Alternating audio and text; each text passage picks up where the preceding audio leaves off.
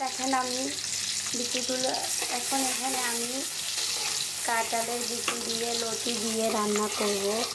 তাই পেঁয়াজ দিয়ে দিলাম আগেভাগে, আর এগুলো সব সিদ্ধ করে নিলাম জানি গলাটা না নেয়।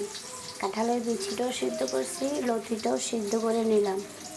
দেখেন আমি আদা বাটা আর রসুন বাটা দিয়ে দিলাম। এখন সবগুলা মশলা দিয়ে দিলাম। এখন হালকা লাড়াচাড়া দিয়ে এগুলো একটু কষিয়ে নিতে হবে, তাই হালকা একটু পানি দিয়ে দেবো।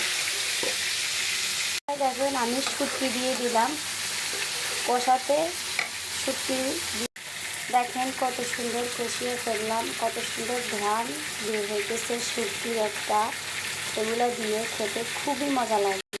এখন সবগুলো কাঁঠালের বিচি আর লতি ঢেলে দেবো। কত সুন্দর লাগতেছে। এখন হালকা একটু পানি দিয়ে দেবো, জানি আর একটু সেদ্ধ হওয়া লাগবে।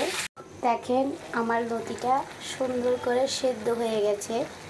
হালকা আর একটু ঝোল আছে, ওইটা কমিয়ে নেব, তাহলে আমার লতিটা দেখেন কাঁঠালের বিচি দিয়ে লতি খেতে খুবই মজা এবং দেখতে কত সুন্দর লাগতেছে। আপনারা আমাদের মতন করে খেয়ে দেখতে পারেন, খুবই ভালো লাগবে।